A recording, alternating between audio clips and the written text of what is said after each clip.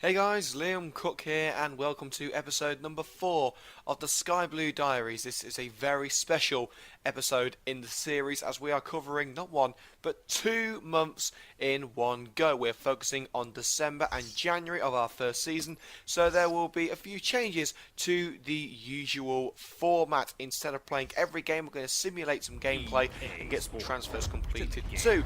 As you can see, we've already started scouting new players ahead of the new year.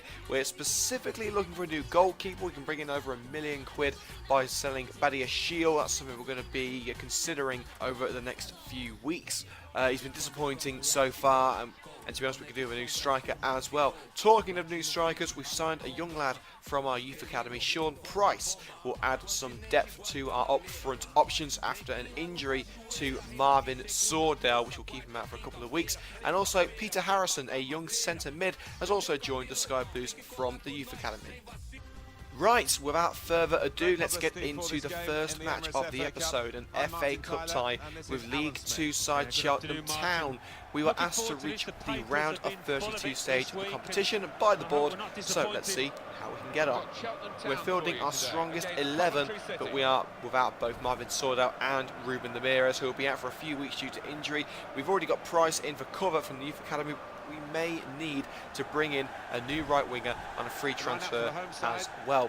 Straight into the game now. After a frustrating game against lower league opposition, Coventry snatch a late winner. With 8 minutes to go, Lee Gregory bangs one in, one-on-one with the keeper to send us through to the third round of the FA Cup. I have to admit, I was expecting a bigger margin of victory, but the main thing is we've made it through. What a sickener for the opposition, but what jubilation for the scorer. Next up, it's Wycombe in the Checker Trade Trophy. I'm not too bothered about this competition, so I'm going to simulate this match with a youthful side. And what do you know? We still win on penalties. It finished 1-1 after normal time, 2-2 after extra time, and City win 4-3 on penalties at the Ricoh Arena. So in another cup competition, we progress.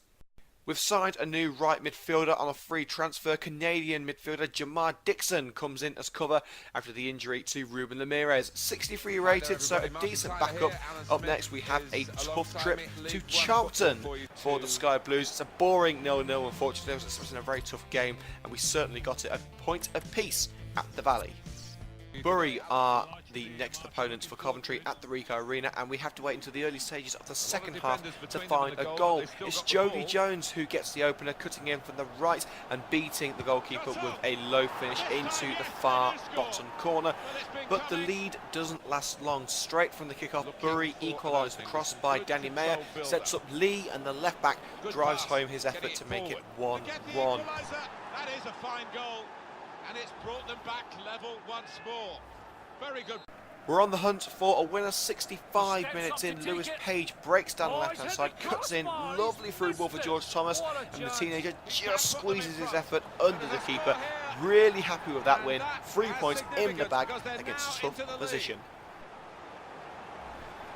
We're off to what is now known as the SportsDirect.com Arena, formerly Boundary Park, as we take on one of League One's regular strugglers in Oldham. Should be a comfortable 3 points, you'd imagine, and we take the lead in this game. And look who it is, George Thomas again. This lad is making some serious progress, drills it home to give us the lead in Lancashire. But just when we look comfortable, an absolute worldie of a goal as Irwin strikes from long range. Keeper should be getting to that, and we end with a 1-1, only a point from a game we really should have won.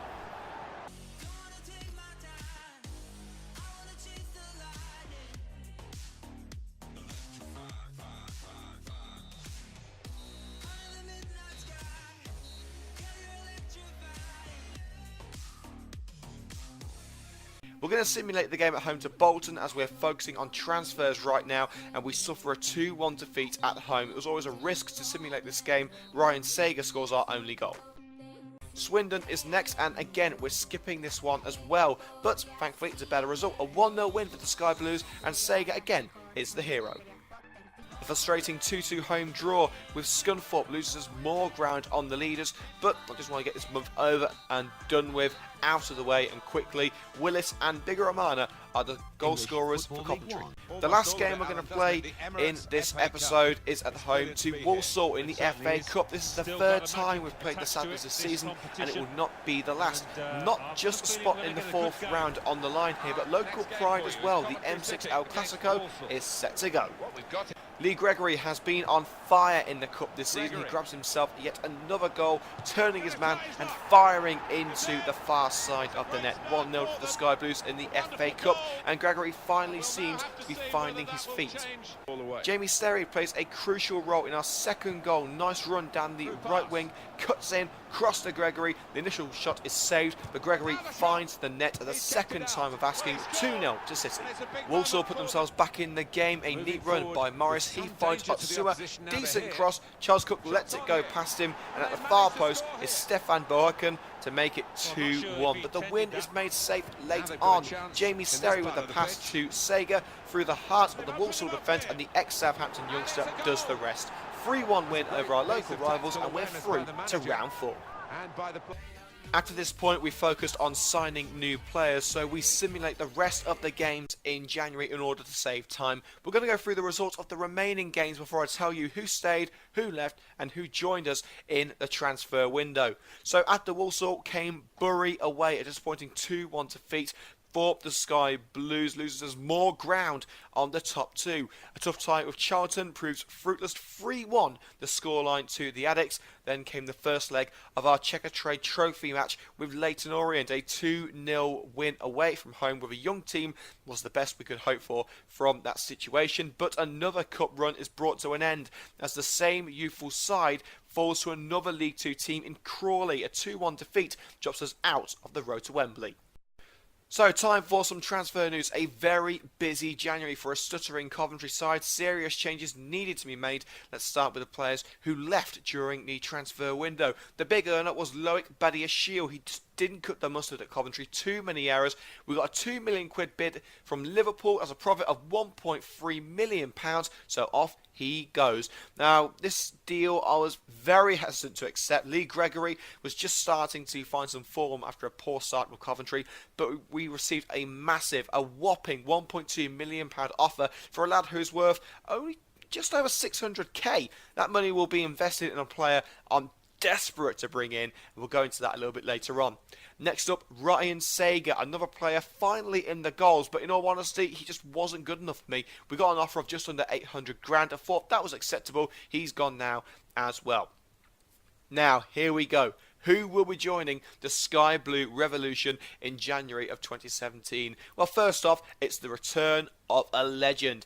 Adam Armstrong returns to Coventry on a permanent deal for a minuscule £625,000. The lad is worth £2.5 million, but we got him cheap as his contract was expiring. We had to fight off a shed load of interest as well. It wasn't easy to get him, but Armstrong is back. We couldn't sign him on a free transfer as he was too young, but what a deal for us. The player I wanted from day one, and he's finally back in the Sky Blue of Coventry City.